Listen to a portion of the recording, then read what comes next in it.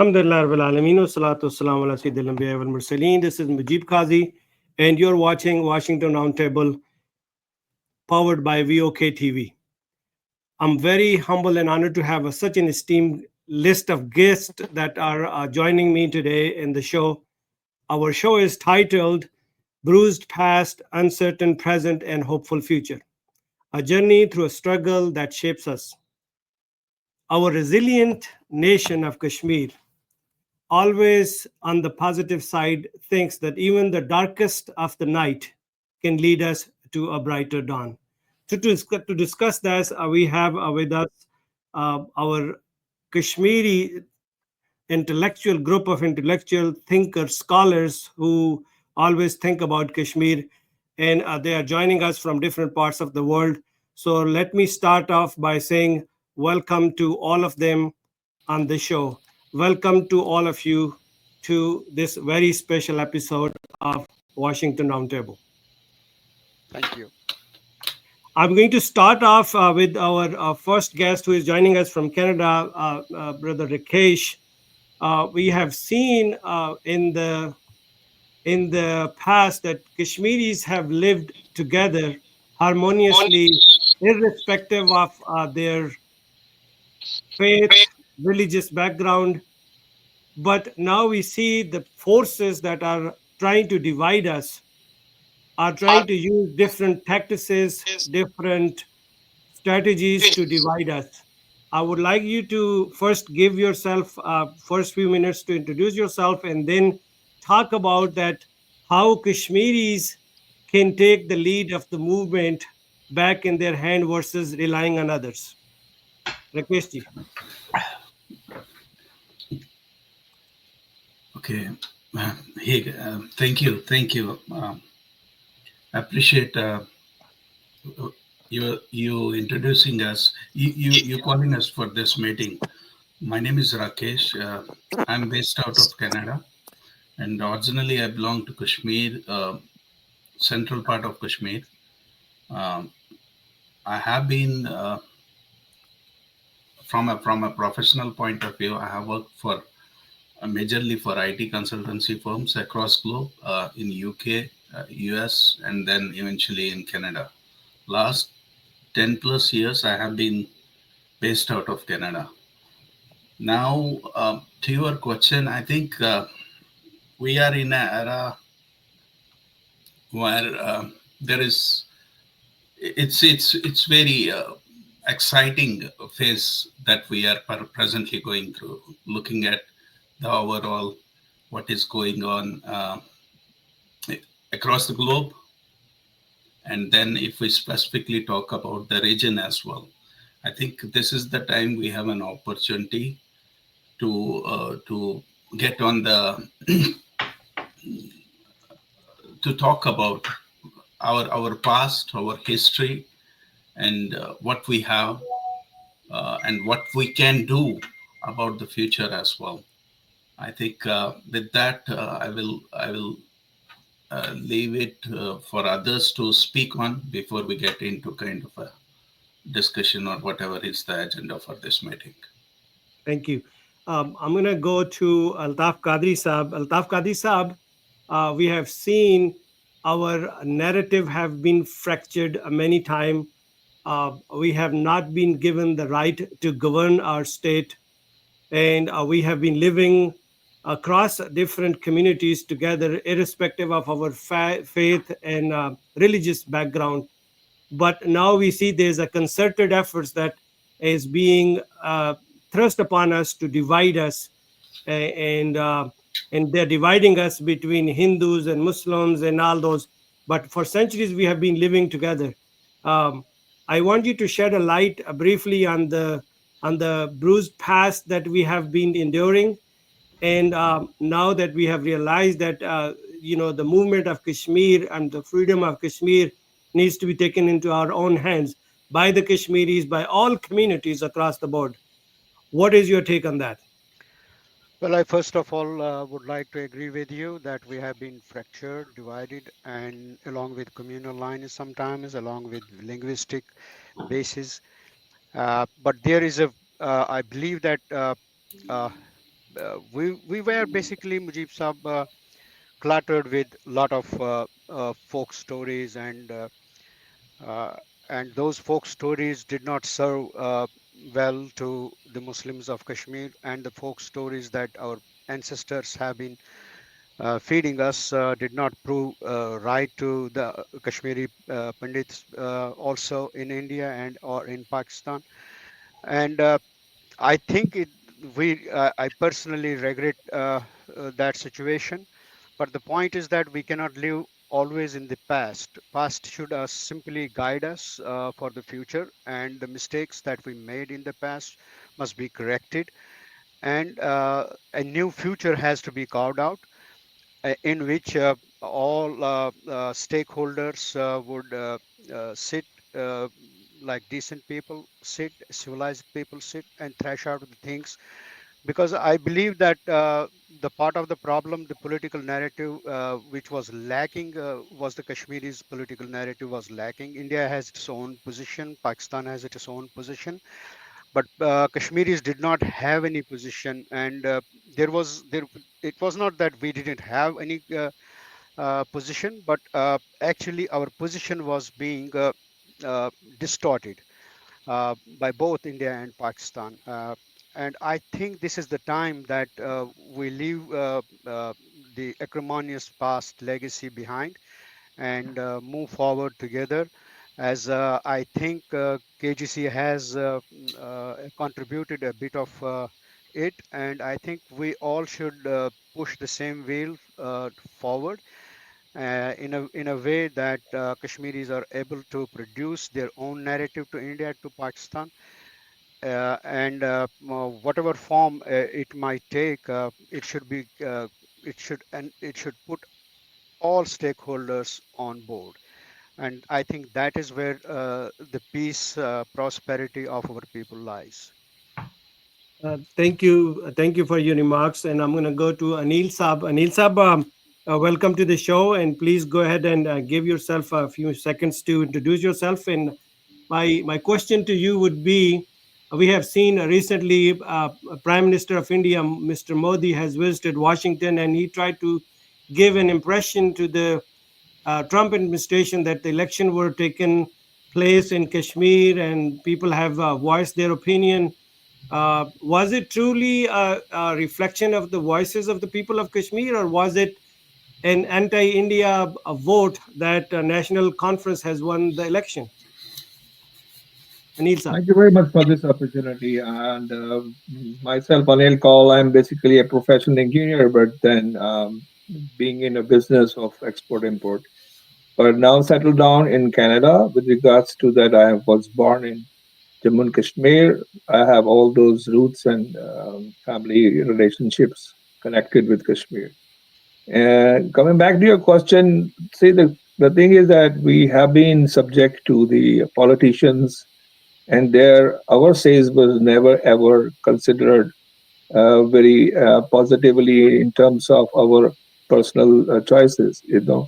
Politically things had happened in a way that very limit was shown in terms of getting a sense of our own views and opinions with regards to our state.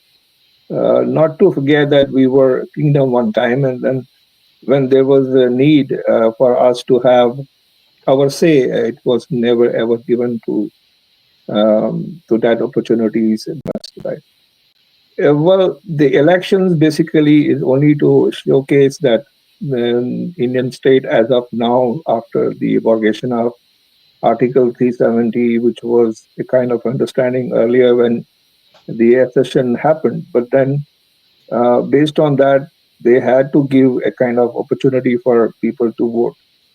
Now, whatever way they managed to put their foot on into the Kashmir Valley, it seems to be that as the results come up, it speaks that the governing body, as the BJP party, a political party, basically tried their own best to see that it was into that consideration where people were with India in terms of whatever the promises or you know plans were there for Kashmir. But this appears the results are not in according to what the Indian government looked into. So it looks like that there's one-sided opinion with regards to the formalities of conducting an election. So it seems that they have failed to convince the audience or the whole entire population of Kashmir in terms of their understanding and their values and their own opinions about their livings. That's the current situation at the moment. Thank you, Anil. I'm going to come to Farooq Siddiqui Saab, President KGC. Farooq Saab, you have been involved in Kashmir freedom movement for entire life, and you have spoken on many platforms. How do you see the situation that is developing in Kashmir in terms of human rights violation? There have been several reports on both sides of the so-called line of control that is dividing the Kashmiris into two different portion, two different regions. Human rights violation has been one, depriving them from their very basic rights of press and voicing their opinions. And lastly, what is the situation on the ground? What is it that the people of Kashmir want at this time when the election has been thrust upon, and also still we see the lieutenant general is running the government? Thank you very much, Mujib Saab, for giving us an opportunity to be on this your show. And I welcome for the first time. I am glad that we have a panel here, which comprises of from both communities of Kashmir, who have been basically the indigenous people of Kashmir. So I welcome here Mr. Anil Cole and Mr. Rakesh, and it's heartwarming that uh, irrespective of the differences for the last 30 years have been inculcated or created,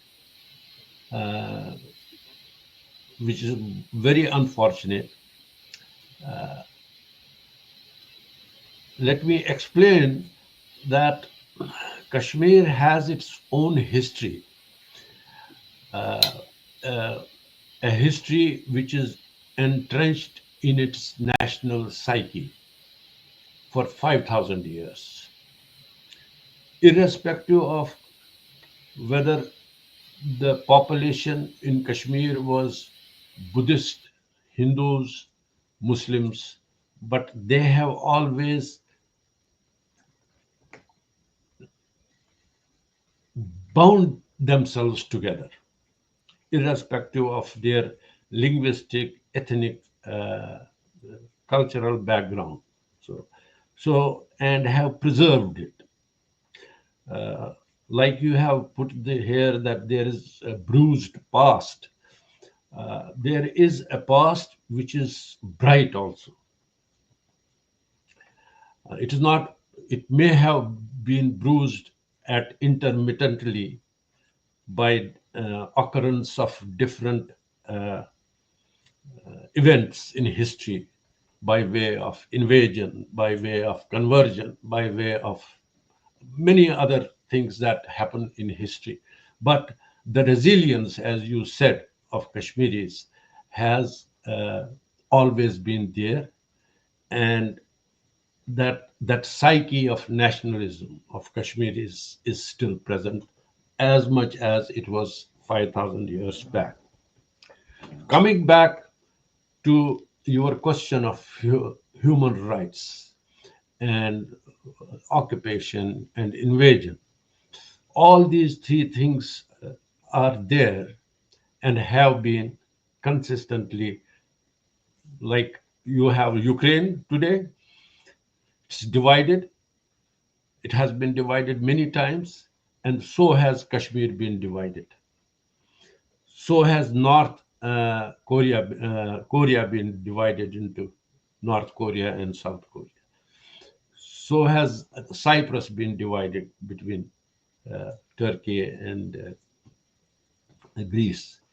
In a similar way, Kashmir is divided, and that is a fact. And it is divided on the basis of force and coercion. You have a map at behind uh, yourself, your show, and it depicts that Kashmir, part of it is with Pakistan, part of it is with India. So that is the first reality of Kashmir. The second reality of Kashmir is that there have been abuses to Kashmiris by the pain of partition, by the pain of division, and by the pain of invasion. So there is a bruise in both communities. Muslims presently, which is a predominant population in Kashmir, have suffered at the hands of India and at intermittently sometimes at the hands of Pakistan in their part of that they are holding. Similarly, the community which is Pandit community, Hindu community, which is basically an indigenous community, some of the Muslims who are there have come from outside, from the Central Asia. But this Pandit community is basically an indigenous community who have carried their culture always with them. And we as Muslims should understand that we failed, though it was it is not the state, it is not the population that has to protect, but the state has to protect. And we feel guilty and we feel bad about that we were not able to protect these small minority community in 1990. Though it was not our prerogative, it was the prerogative of the state, which India, with the state stated stand that it's an integral part of Kashmir and Kashmiris are the citizens of India.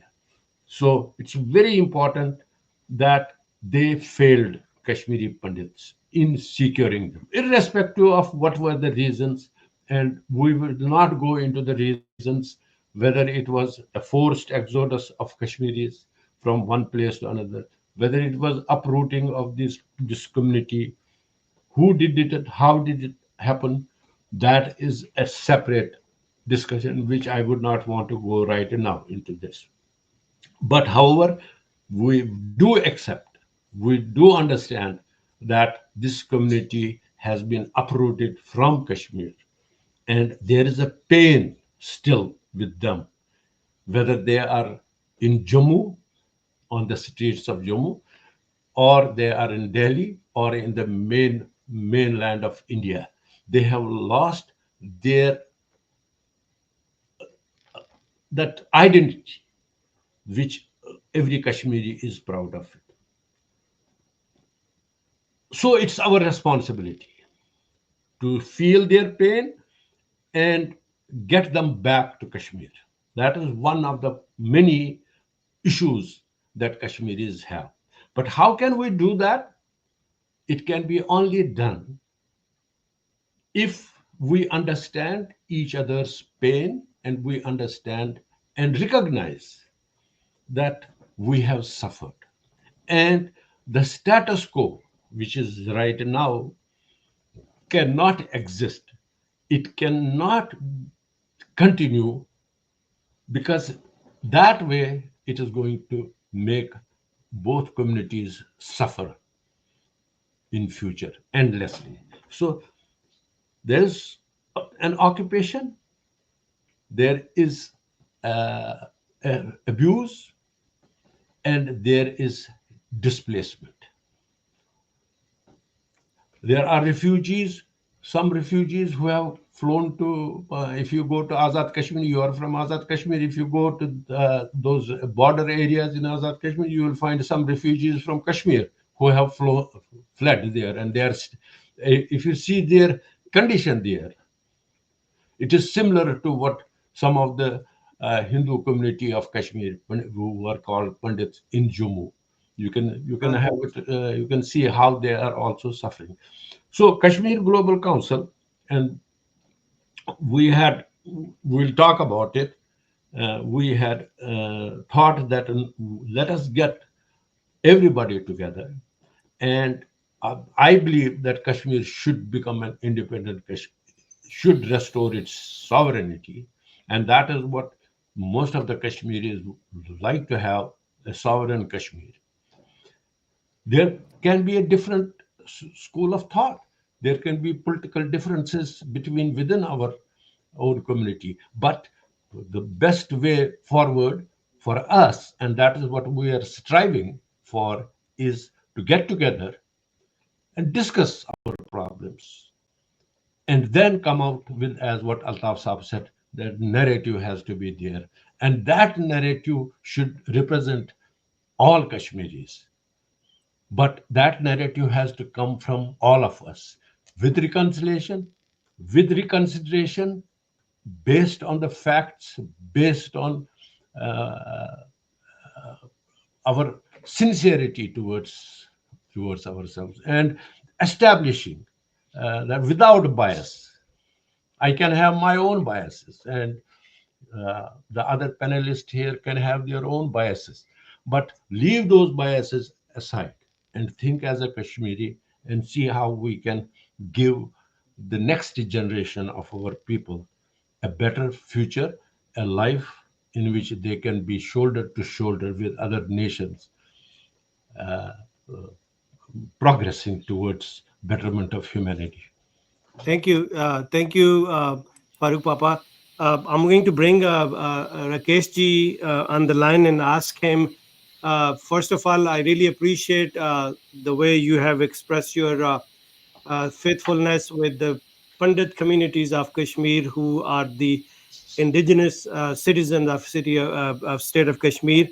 Rakesh ji, what do you think at this time? What is the held up? Why do we not see Pandit returning back to their home country? Majib sir, it's, I think, see, when you have to get to the bottom of the truth, you have to peel the layers. It's not a very straightforward answer, like when we say, okay, why the Pandits are not there. There are multiple factors. Before I go into that, I think from my perspective, why I am here, let me clarify that. See, we are now almost 35 years, 40 years into this kind of a situation where for money, for a larger section of the population, irrespective of what side they belong, whether they are Muslims, whether they are Kashmiris, Hindus, right? There is a lot of uncertainty, and there is a significant marginalized section which are living a life of uncertainty and hope, no hope, right? If I qualify this section, what uncertainty and no hope means, and I draw an analogy between how I see it, right? Mhm. It's like somebody in US or somebody in Canada or any part of the world. He has a mortgage to pay of 1 million, okay? And then he has no guarantee of a job. He is discriminated for the job, or he is, firstly, he is discriminated. Secondly, he doesn't have a job. Thirdly, it is not certain whether he will get a job in future as well, right? So every day he's living that kind of a life, right? And he has to feed his family. Now, if you live that kind of a life for 1 month, okay, 2 months, okay, 1 year, okay, 2 years, okay. But if you are continuously living that kind of a life, what kind of life would it be? Now, on top of it, if you add an element of where there is no guarantee of your life, what kind of life is that? And if you are feeling humiliated every hour, what kind of life is that? So there is a section, especially I am talking about Kashmiri Hindus, who are experiencing that as we speak now. Now, to Farooq Saab's point, he mentioned about independence and all, and obviously there were some strong words in terms of occupation and all, right? Now we have to look into the aspects how we landed in this kind of a situation, both from a India point of view and a Kashmir point of view. That is where it is very, very important. The first step out of this whole, if we are supposed to do any kind of exercise, is you have to first sit, you have to talk, because there's no other way, right? Except talk, there is no other way, especially given the situation of the world. That's where I started initially. If you look at presently two wars, which are conventional wars that are going on, one is in your Gaza, Palestine, Israel, and the other one is Ukraine and Russia. Who could have imagined 3 years back Russia, the largest, nation in terms of weaponry and arsenal, they they will be in a war for 3 years with Ukraine. Okay, nobody could have imagined what is happening right now in Gaza, and what is the end result out of that? Who is winning? Who is losing? I don't think there is a very clear answer who is winning. So conventional war is never a kind of a way to resolve any issues. And future is all about proxy. That is what has been going on in last 2 decades, and most likely it will continue. That is where if any war has to happen. And given our if we'll talk purely from our region point of view, when I talk about Jammu and Kashmir, I'm talking it holistically, right? That is erstwhile Jammu and Kashmir, which means even going to areas like Balochistan, Northwest Frontier, our Kashmir, right? All of it. I think geopolitically we have a very significant and a very sensitive kind of a this. We were gifted by our divine by Lord, right? But at the same time, it has become a big kind of a curse for us as well. Okay, so what I am trying to say, long story short, is I think we have an opportunity, and this is the right time in history where we have to sit, think pragmatically, think, speak rationally. Don't be get carried away by rhetoric. Do a kind of a reconciliation of truth. Okay, what happened? Why it happened? I think one of the takeaways from Kashmir, especially when I specifically talk about Kashmiri Hindus, as Farooq Sahab pointed out, or everybody knows here, we were kind of a minuscule community of maybe 300K. Even our numbers are not very clear, right? There were brutal killings that happened, brutal massacres that happened. Who did it? How it happened? Why it happened? That is obviously we can talk about it, and we know it. Everything is now documented. Most of it is documented. And after that, when that kind of exodus happened, when you were uprooted within no time, we landed in places like Jammu and rest of India. And if you just go next few years after 89, 90, I think you can figure it out. There were more than 30,000, 40,000 deaths that happened because of snake bites, because of the change in the climate. So what does that tell? That tells us India is the largest and greatest democracy. At least that's what how world sees it, right? That is how it is promoted. Then why? How can it happen with a population which is such a minuscule, and secondly, which is I mean, which is among the community religious wise? If I purely talk about religious wise, we are we are part of 1.1 billion population, if not more, Hindus. Okay, and after 35 years, we are still there, still struggling.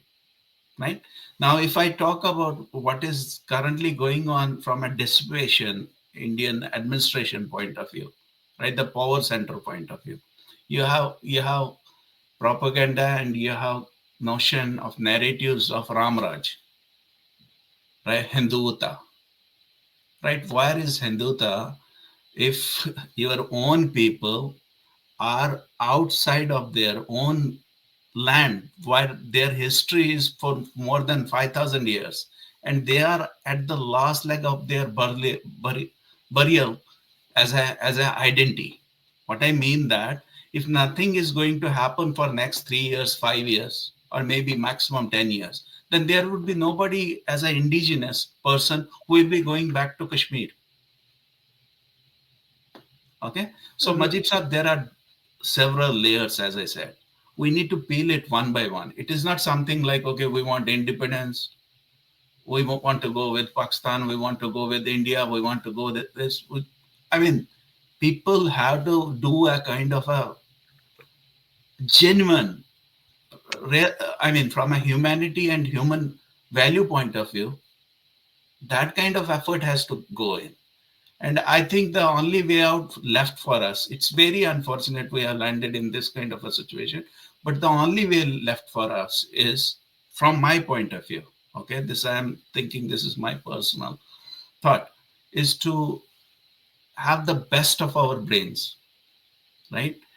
People who have accomplished something in their career, in professionally, who are scholars, who are academicians, right? Who are people with head over above their shoulder. They have to get together, see if we have an opportunity to debate, to discuss, and come up on a consensus in terms of what we agree and what we don't agree. Thank you, Rakesh ji. I'm gonna uh, take feedback from Altaf Qadri Sahab before I go to Anil Sahab. Altaf Qadri Sahab, to your rebut to Rakesh ji's remarks. At this time, the safety and security is one thing, but the having a pragmatic approach is something that is extremely crucial at this time to take the Kashmir movement forward.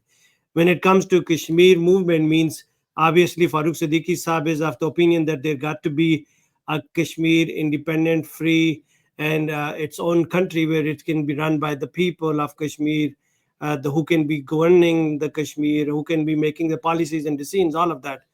But before we get to that, we have to peel off some of the layers that Rakesh ji have highlighted. What is your take on that? Well, I don't disagree with Mr. Rakesh at all. I think when I said there was an impression, when I refer to folk stories, there was an impression in Kashmir which Pandit community used to have, this impression that India has landed a million army there just to protect Kashmiri Pandits. And Muslims had the same delusional understanding that Pakistan, one soldier of Pakistan is equivalent to 10 soldiers of India. And these folk stories have been roaming around there for decades of time. But when the time of reckoning came, neither Pakistan came to the point it was expected to, and nor Indian army could prove their worth to protect Kashmiri Pandit brothers. And I'm absolutely feeling shameful about their exodus. And we should, Kashmiris should never have done it, but we did it. We did not push them out, but we created circumstances in which if I were a Kashmiri Pandit, I would have also fled away from Kashmir. There was complete insecurity looming around in the air in Kashmir. So whatever they did, they had small kids, families. They were they were in a shell shock on the one hand that Indian army doesn't do anything. On the other side, they were in a shell shock that Kashmiris with whom they had spent whole life, their youth, their childhood, their schools, their food together, and all of a sudden it turned out to be uh, somewhat uh, uh, dangerous, uh, unreliable.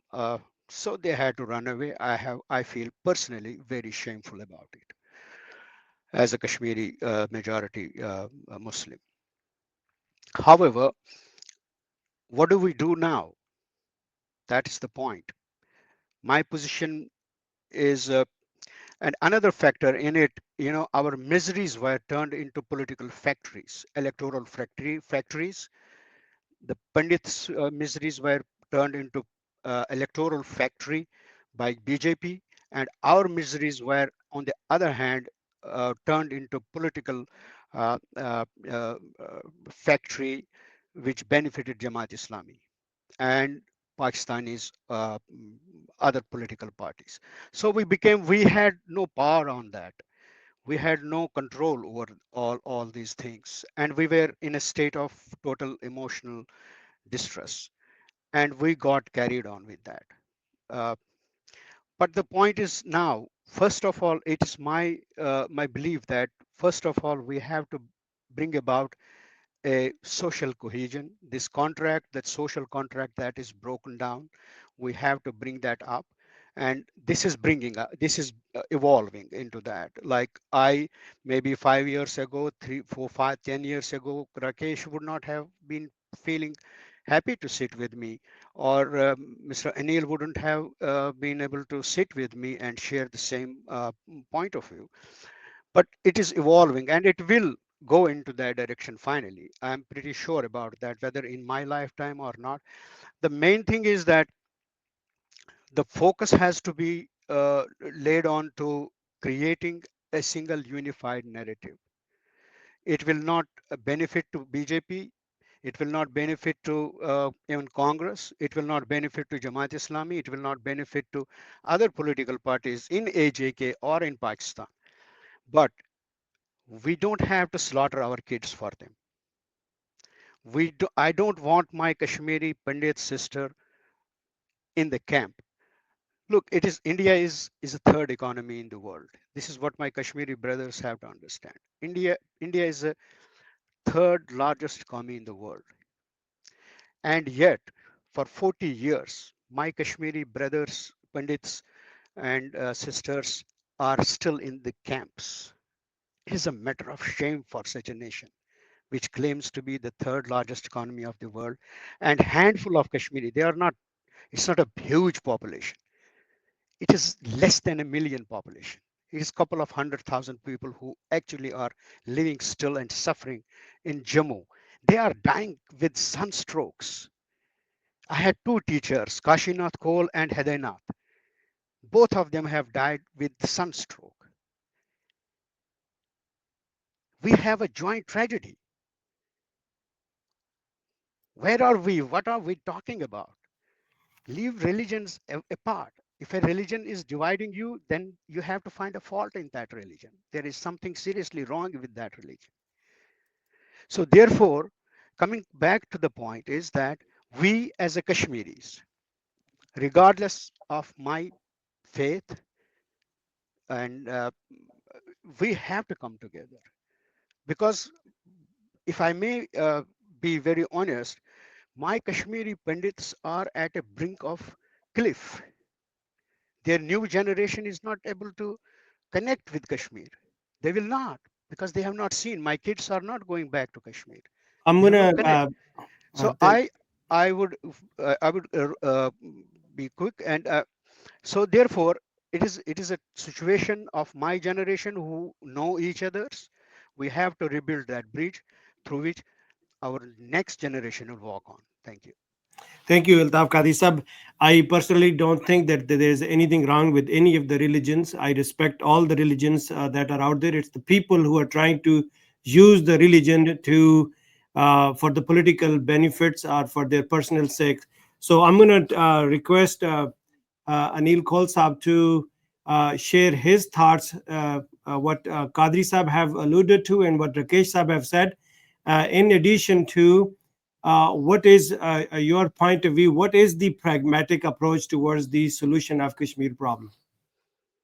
Kolsa. Well, it's very clear, specifically very clear that we have to be on one particular platform where everybody has to speak, have to talk about. There has to be a conscience in all the people of Kashmir and Jammu Kashmir for that matter.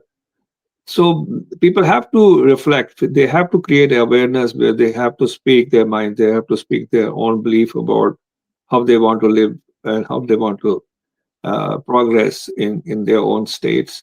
So that approach has to be, whether we create a diaspora, we create any other different way of creating an awareness about it, where people have to speak. That platform has to be honest and has to be provided to them to speak what.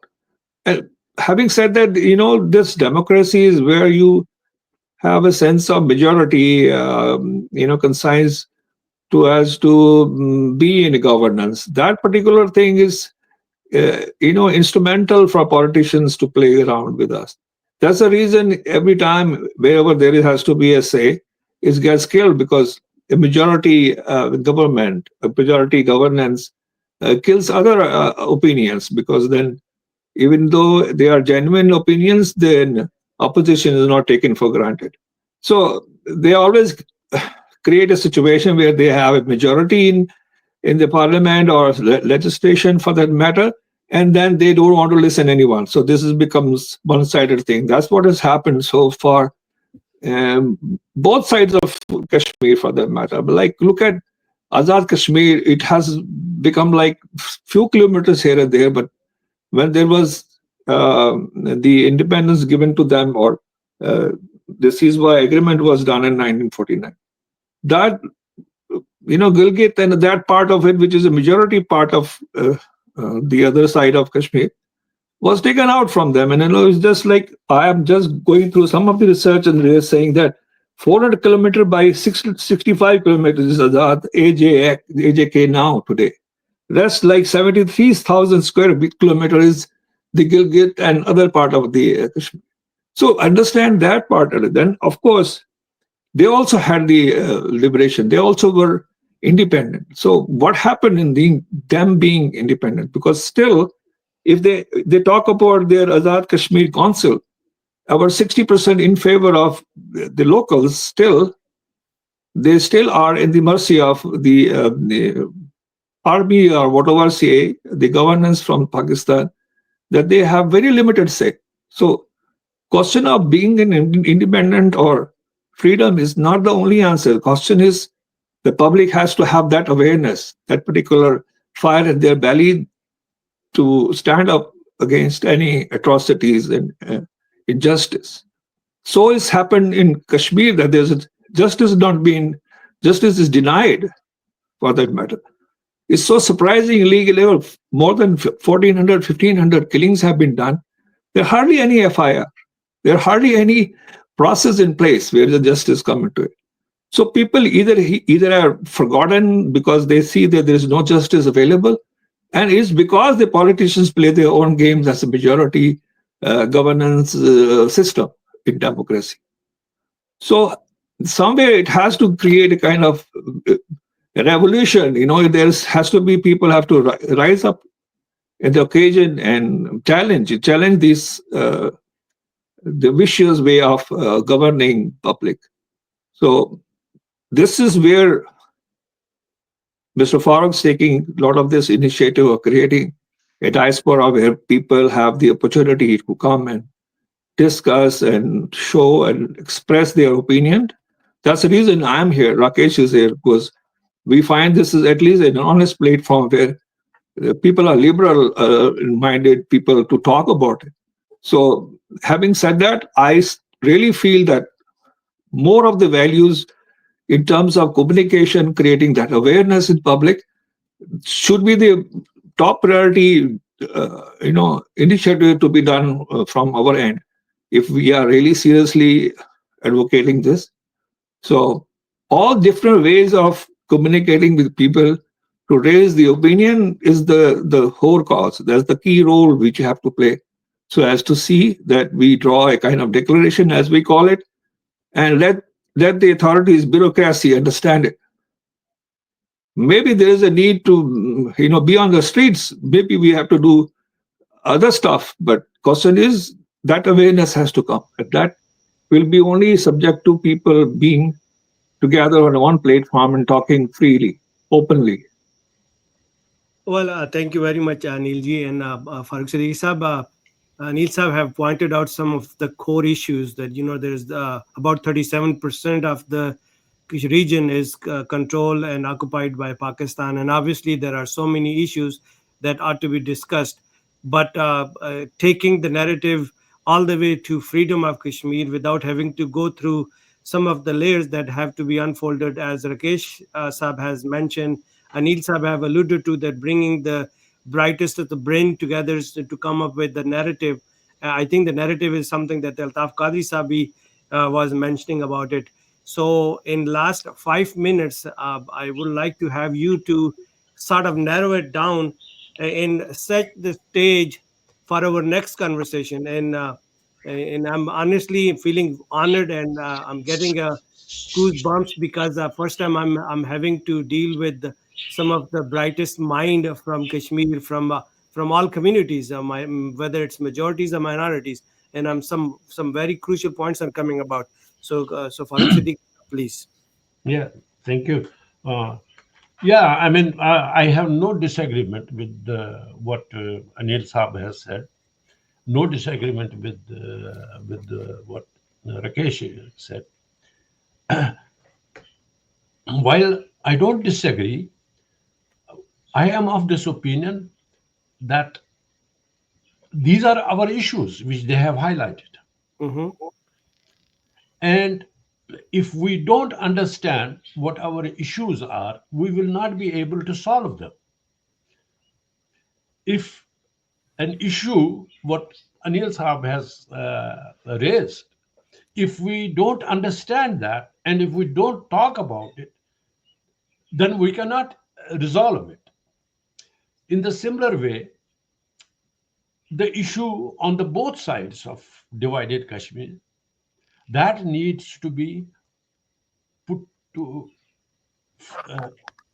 in front, and awareness has to be created that yes, there are reasons for this instability in this region because of these issues.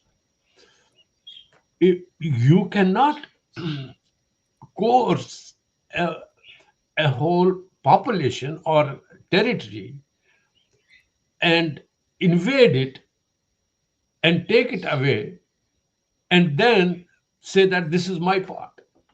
Like Gilgit and Baltistan is part of Kashmir. Now Pakistan will say that no, this is my part, and that is a coercion. In a similar way, Kashmir, the part which is with India, India will say that it's my integral part, but it is not. There is a coercion there. So we have issues and we need to talk about these issues. And these issues have given the abuses that we have on either side. And again, I will say that unless diaspora does not take some kind of steps to come together and discuss on these issues, we will continue to suffer, irrespective of what community, irrespective of the. You can see what is happening in Azad Kashmir. I mean, there is media might not portray it, but there is an that kind of feelings there that they have been also abused. The similar way in this part of the country, which is with India, people are silent because there is a coercion there. So we have to understand each other's point of view. We have to understand very rationally, as Anil Saab said, that we need to get together without any biases, with very rationally, logically, and try to understand each other's point of view, try to reconcile, try to come to a consensus, and put that consensus in front of the world, in front of both India, in front of both Pakistan, because they are basically having our territory. and it is not with the will of the people of Kashmir that they are taking having that territory. Thank you, Siddiqui Saab, and thank you, Rakesh ji. I think that brings us to the end of our show. Obviously, Mujib this. sir, Oh, you want to say if you, something? Please go ahead. Yes, please. yeah, Go yeah, ahead. if you permit me just Sure, 5 minutes, I will. sure, sure, sure, sure, Okay, in terms sure, of next step as well.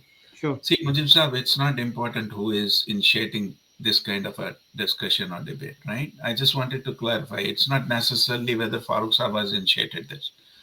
What this is an opportunity. It's a basically, I won't say appeal, because appeal becomes like as if I am some kind of an entity, right? I'm nobody. But as a request to everyone who is like realistically genuine, and there is a kind of a inner conscious soul say that kind of a there is a call from your soul, you know. See, death is terrible, death is bad, right? But then if there are, you are towards a journey in your life where you are at a stage where you feel okay, there is something wrong that has happened, and my soul is calling that, right? Those people have to come forward and start talking, purely talking, not more than that. Come with open mind, okay? Because we have to put a burial on this. I think our goal should be not our goal. I think the onus is, in fact, I would go to the extent and say, because India at this point in time, okay, they are going through a best phase since last 10 years. I mean, the kind of development that has happened, the kind of trajectory they are aiming at, trying to become third or fourth largest economy, the onus is on them as well. Okay. What I am trying to say, Mujib Sahab, here is if we initiate that, right, we have to understand what is normal, what is the definition of normal in Kashmir. Right now, if you see the Indian media and the perception that is being projected across globe, Kashmir is normal. But what is definition of normal? Is definition of normal 100,000 or 200,000 people are coming as tourists in a month? Is definition of normal, right? There are no violence for a month. There is a gap, stop gap kind of arrangement that has happened. What is definition of normal? Okay, What is so it? when we start discussing that kind of a thing, I think we will come out with something where there will be a concrete, and the end goal is we put a burial to this Kashmir problem. It should not be a dispute. It should not be like something, okay, we are confused between 1 and 0. It has to be either 1 or it has to be either 0, and we have to end this up.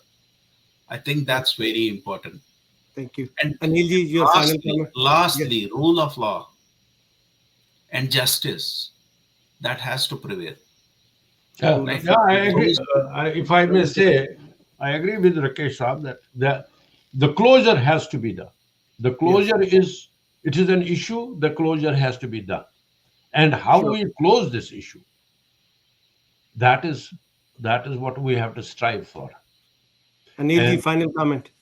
Yes, Mujib, and I am very, very, very interested to see that using your platform, your using your expertise, I still see that the other side of Kashmir should also have their kind of freedom to talk about, as we are talking here with this kind of environment. They should also be given a platform where they have their opinion coming up, and we see that we can together sit somewhere. I mean, like, it's not that Indian side of the Kashmir has an issue; they have equally important issues there too, and we need to have them also getting engaged with, whether in person with Mr. Farooq or me or anybody. But the question is, they should be given enough opportunity for them, and that's where it will make more sense for us to go forward. And I think then the globally people will get noticing that, of course, it's the voice of Kashmir in totality. So that will may have more better impact than anything else. That's my final words. And I think I need help from you. Absolutely, no, and I agree that in that. this platform is open for entire region of Kashmir, all 5 regions of Kashmir. This platform, and we will bring more guests. And this is our first session where we have people from our segments of our community. And going forward, we will have other side as well representing their point of view. And this platform is exactly what has been alluded by many, that the first initiation, first step has to be taken, having to discuss all these issues step by step, and then going towards the final closure. What Farooq Siddiqui Sahab has said, I am absolutely thrilled and honored to have you all on the show. Thank you very much for being on the show. Mujib Saab, Farooq Siddiqui Sahab, you are welcome Mujib to Saab, close it. Mujib Saab, before you go, I will just take 1 minute, Sure. because it's all also important for all of us to understand what is at stake. Okay, Yes. Mhm. if I tell you, leave aside the sufferings of whatever number of people are currently going through that kind of a turmoil every day and every hour, right? Mhm. If we park that out, the the stake is, we have a legacy of 5,000 years. If you see modern what we call as modern institutionalized formalized education, that is Oxford and Harvard, Mhm. right? The epicenter from the history has been this region, your Absolutely. Sharda.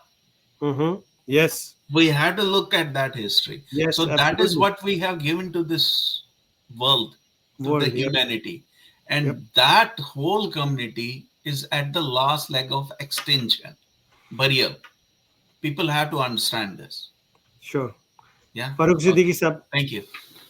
Yeah, I your mean, closing thank you remarks. very much, Mujib Saab, and I hope in future also you will give us opportunity to different points of view of Kashmiris on your show, so that we are intending to have a Niagara gathering in near future, and where we are going to have delegates from all over the world, and we'll get some uh, Indian parliamentarian. We'll try to get some U.S. and even Pakistani and people from both sides of Kashmir get together, as Anil said, that we can discuss.